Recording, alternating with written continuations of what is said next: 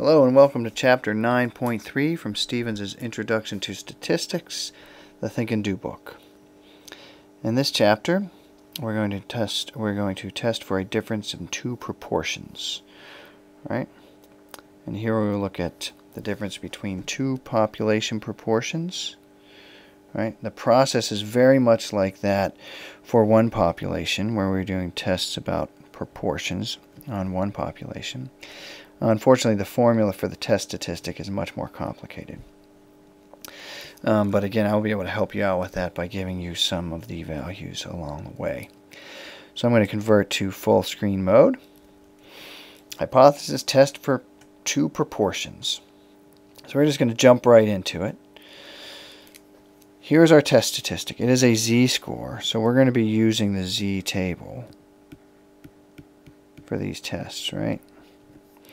And basically, since we're looking at the difference in two proportions, we're going to have P1 is the sample proportion from the first population, and it might be the number of successes over the number of trials in the first sample.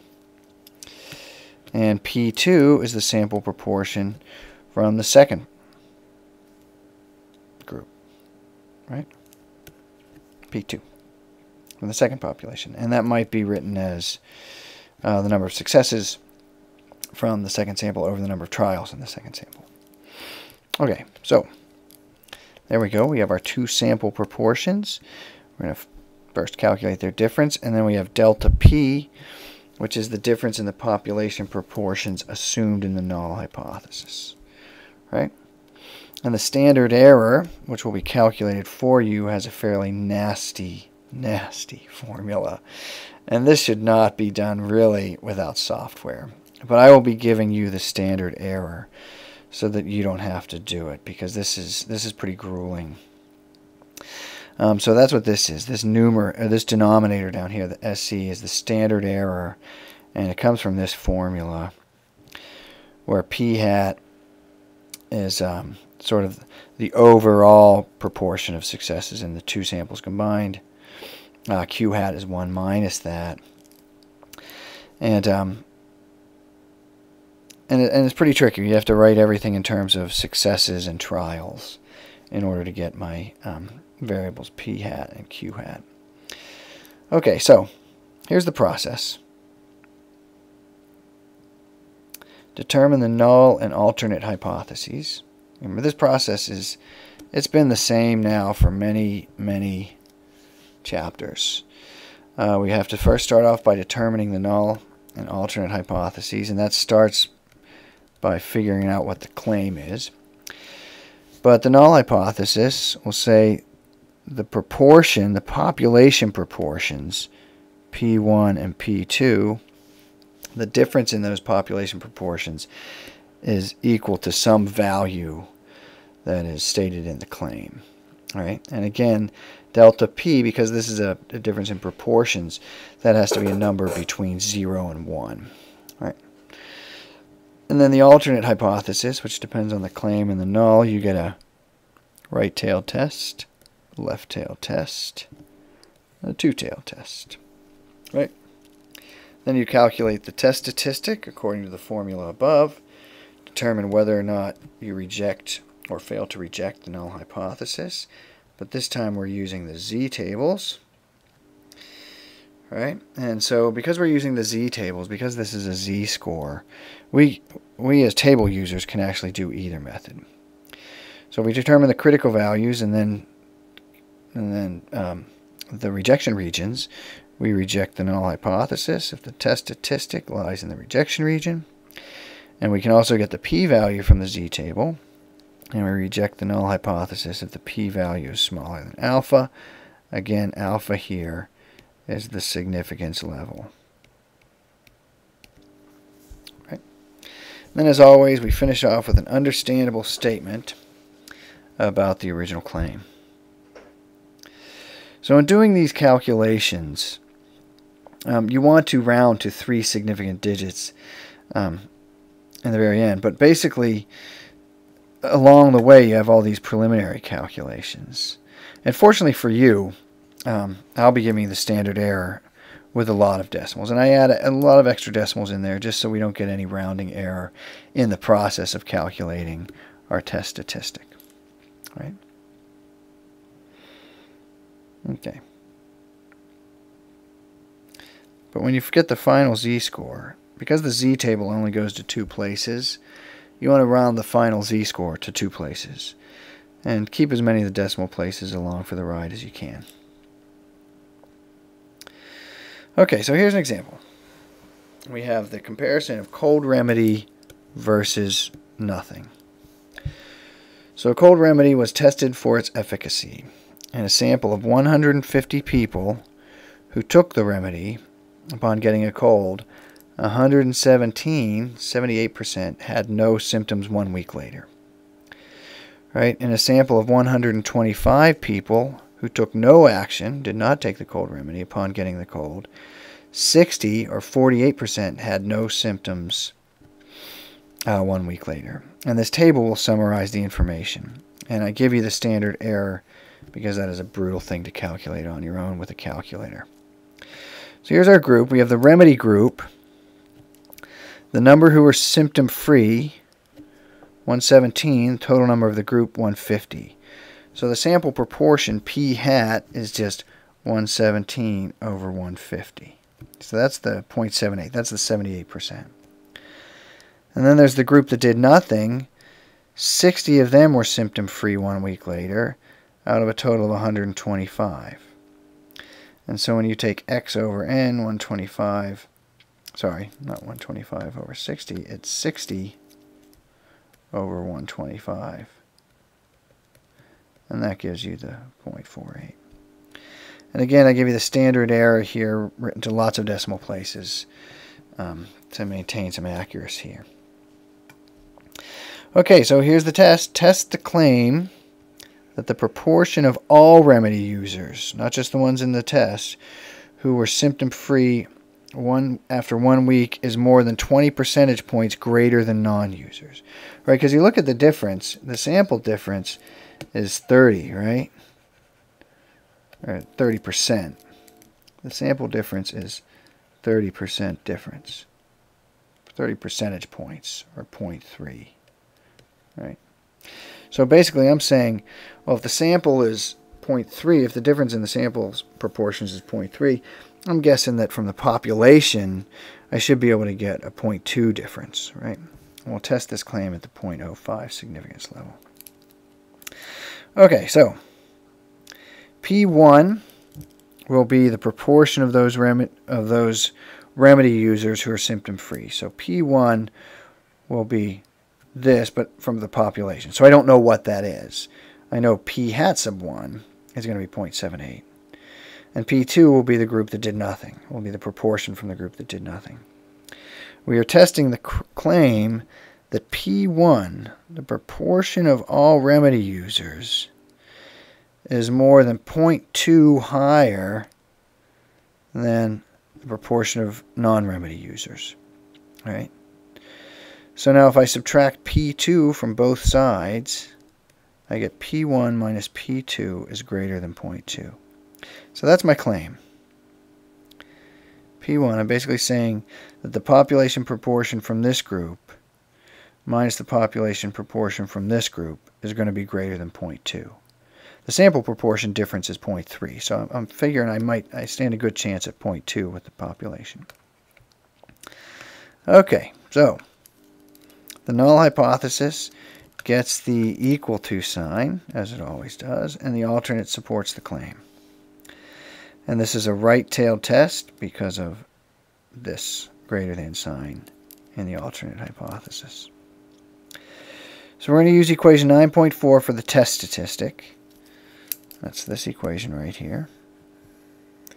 P1 hat is the 0.78.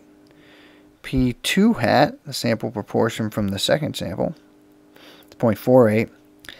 Delta sub P is this value right here in the null hypothesis. And the standard error was given to you, 0.05800. So suddenly the calculations are not so bad. And once I give you the standard error, you're basically there. You have to do some subtraction and then a division. So I get a test statistic after doing that of 1.72.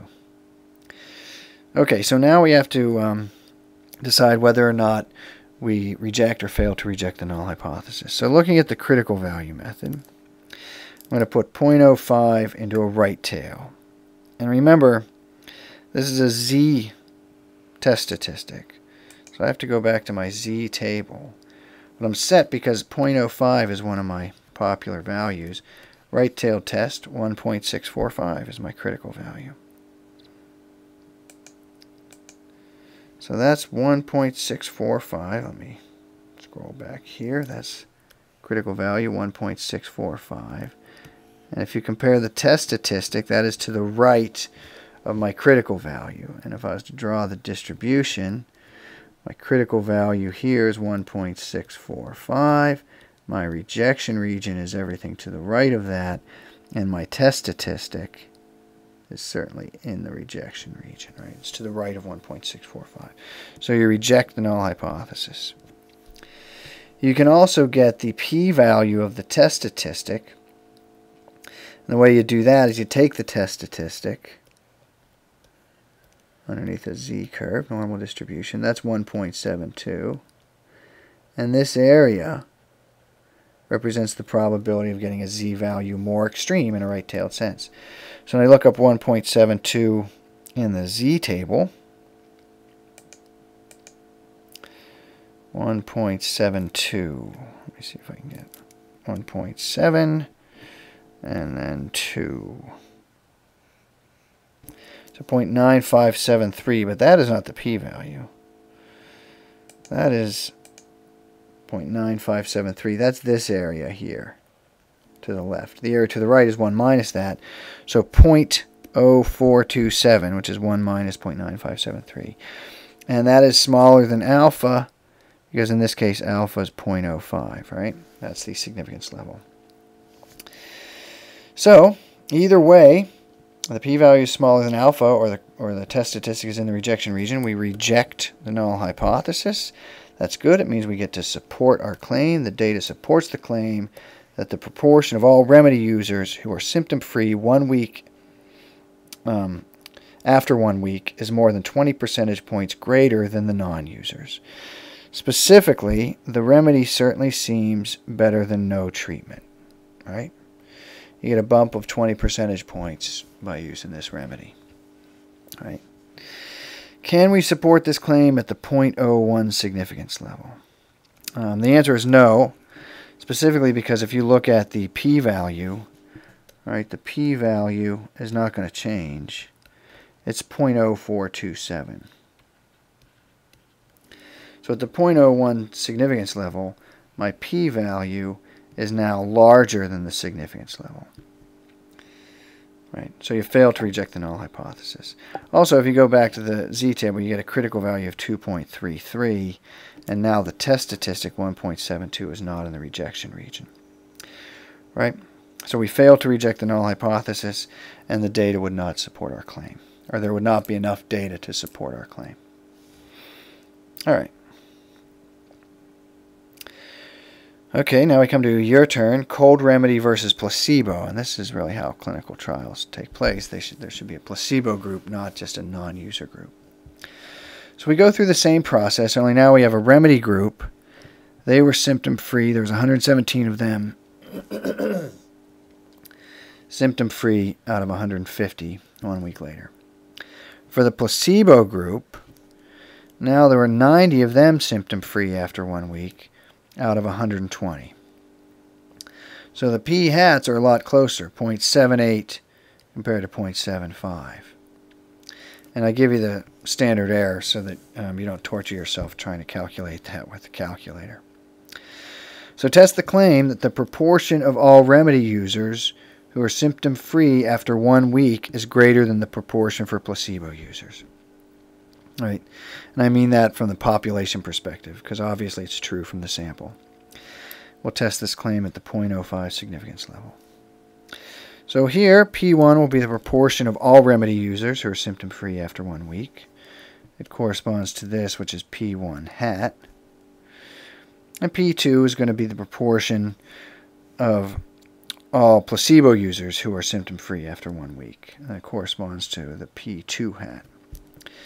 So I'm claiming that the proportion from the remedy users is greater than the proportion from the non-remedy users. And so basically it starts off P1 is greater than P2, which if you subtract P2 from both sides, it says P1 minus P2 is greater than 0. And it's probably worth pointing out at this point, with these two sample tests, such as the last chapter and this chapter, you can always actually set them up to be right-tailed tests. So long as you take the sample with the larger proportion and call that P1, then the difference will always be, then we'll always be doing a right-tailed test. That's why you see an unusually large number of right-tailed tests in this section and the last section. Okay, so that's our claim. The P1 is greater than P2, or P1 minus P2 is greater than 0. The null gets the equal to sign, and the alternate supports the claim. We're going to calculate the test statistic using equation 9.4. That's right here. P1 hat is 0.78, P2 hat is 0.75. Delta sub P, the assumed difference in proportions from the null hypothesis, which is right there, which is 0, over the standard error, which is given to you in that table. And when you plug that in, round to 2 decimal places, you get 0.58. So what is the conclusion? 0.58, you can already tell, is not very extreme. But if we want to check to whether we fail or reject whether we fail to reject or reject the null hypothesis, we look for 0.05 in a right tail. We go to our cheater table below our Z table. 0.05 right tail, again 1.645. Right, our significance level is 0.05. Right tail test 1.645. That is our critical value. So we take that back to our problem, 1.645. And if you look at our test statistic right here, this is the test stat.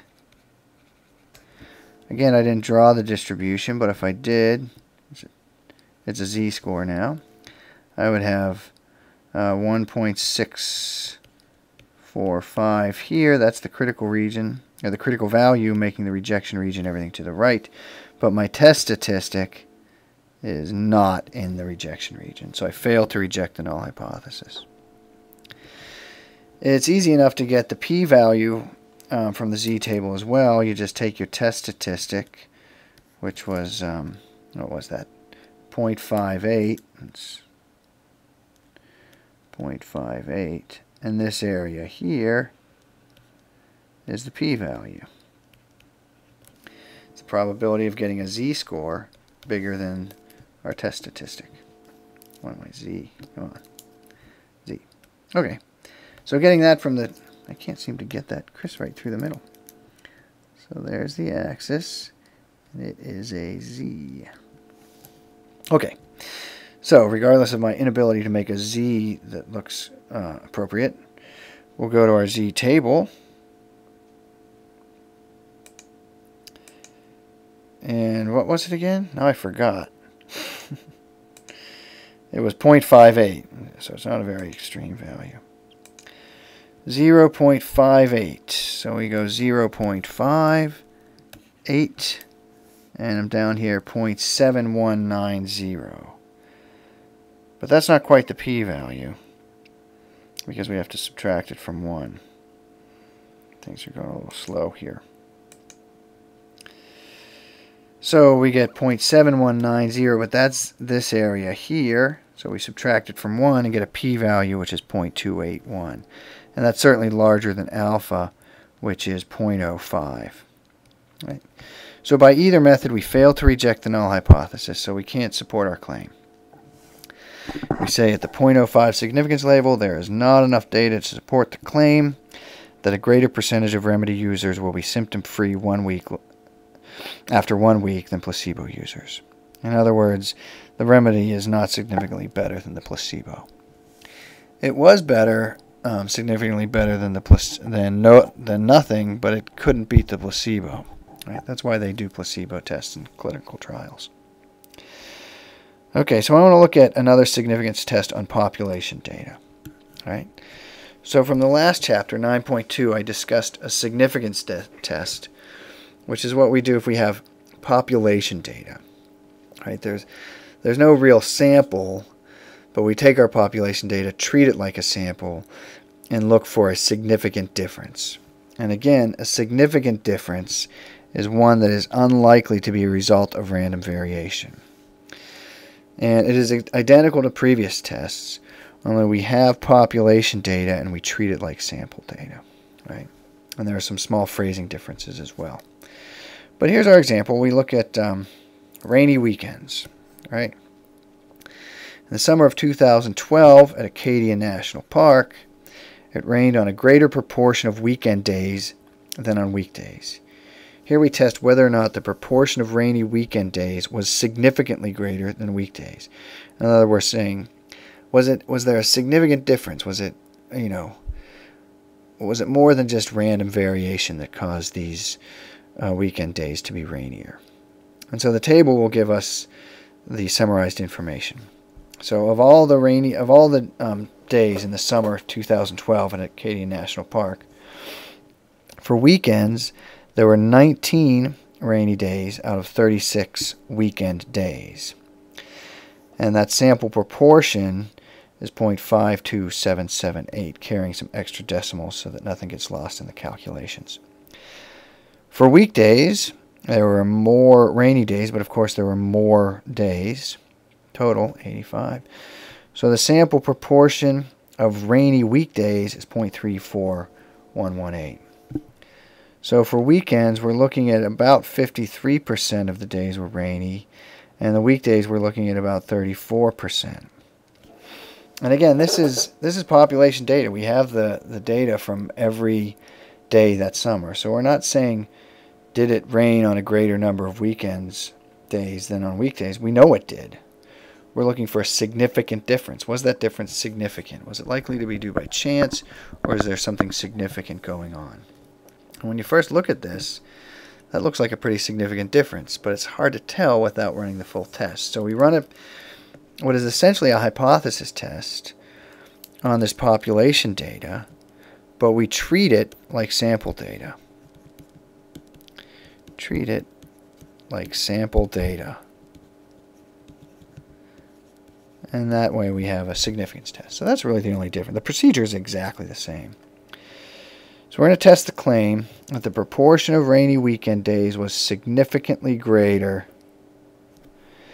than weekdays. And we'll use a 0.05 significance level. So we'll let P1 be the population, or actually the proportion of all weekend rainy days, and P2 be the proportion of all weekday rainy days. And we are testing the claim that P1, the weekend rainy day proportion, is greater than P2, the weekday rainy day proportion. All right, so we're testing, so if you subtract P2 from both sides, you have P1 minus P2 greater than 0. So that's my claim. And again, even though I have population data, even though I actually have P1 and P2, I treat these like P hats. I treat them like sample data. And if I treat them like sample data, what I get done with is a conclusion about whether or not the difference is significant. So that's why I'm making a claim about the population, even though I truly have the population data. I'm just treating the data that I have, like sample data. All right, so once I get my claim, my null gets the equal to sign. The alternate gets the claim, or is the same as the claim.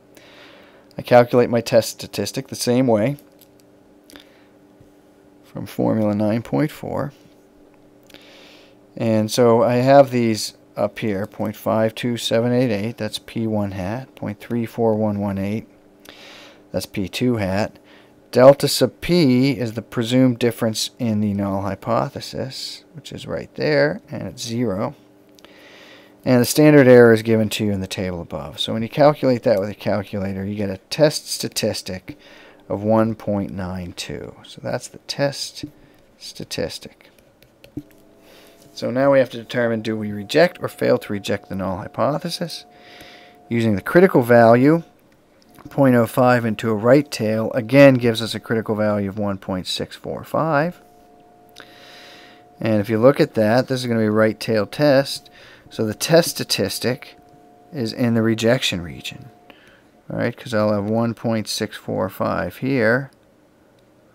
1.645, the rejection region is there, and my test statistic is in the rejection region. Right. Using the p-value method, I take the test statistic and I find its p-value. So if I draw my normal curve, and my test statistic here is 1.92, then the p-value is this area to the right. And I didn't probably put it far enough to the right in my drawing, but at least it's to the right of center. And so this area is the p-value. It's the probability of getting a z-score that is more extreme than the one I have. So if you look up 1.92 in the z-table, we're looking at 1.9 right here, 2. So it is 0.9726. But that isn't the p-value, that's the area in the left tail. So that 0.9762, that's this area. 0.9762. 9726, sorry. 9726. Alright, so when I subtract that from 1, I get a p-value of 0.0274, which is less than alpha. That's the significance level, which is 0.05. So either way, I reject the null hypothesis, because the test statistic is in the rejection region, or because the p-value is smaller than the significance level. So we reject the null hypothesis. That allows us to support the claim. So the data supports the claim that the proportion of rainy weekend days was significantly greater than weekdays during the summer of 2012. This means that proportion, the difference, the greater proportion, was unlikely to be merely a result of random variation. Right? And so the p-value tells us how unlikely that is. So if you look at the p-value, our p-value is about, what, 0.0274. 0.0274, which if you change that to a percentage is about 2.74%, right? So we would expect to see a difference this great or greater, about 2.7, I used the software version, 2.75% of the time, by chance alone. So what that means is we can expect to wind up that far down on the tail about 2.75% of the time. This is small but quite possible, and it's especially possible because there's thousands of weather stations across the U.S. So we can expect 2.75% of them, of the weather, just by random variation, to wind up in this sort of significant region. So just because we have something significant doesn't necessarily mean that the result is significant, especially because if you do it so many times, eventually you're going to start to get these unlikely events just due to random variation. So is there really something causing the weekend days to be rainier? It's hard to say, but there is a significant difference, at least at Acadia National Park during the summer of 2012. Alright, so can we support this claim at the 0.01 significance level? And the answer is no. And the easiest way to look at that is if you look at the p-value, which we had, which was 0.0274, I wrote a 5, 2.74, and that p-value is greater than the significance level, which in this case, is now 0.01. So suddenly my p-value is greater than my significance level, and I would fail to reject the null hypothesis. You could also do this with the critical value. Your critical value changes to 2.33, and the test statistic 1.92 is no longer in the rejection region. So one way or the other, we no longer reject the null hypothesis, and we therefore do not have enough evidence to support the claim. Right? And basically what that means is, if I'm willing to be wrong, if I'm willing to make a mistake 5% of the time, I'll say, yes, that's a significant difference. Right? Up here I said, yes, there's a significant difference, but I don't mind taking risks 5% of the time. 5% of the time I don't mind being wrong. When I play it safer, at 0.01, I don't like being wrong as much.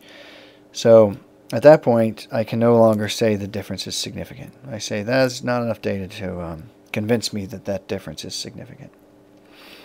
All right, so that wraps up Chapter 9.3 and finishes up at Chapter 9 for new material. We will do the summary worksheet next. So I will see you then if you are so inclined to tune in. See you later.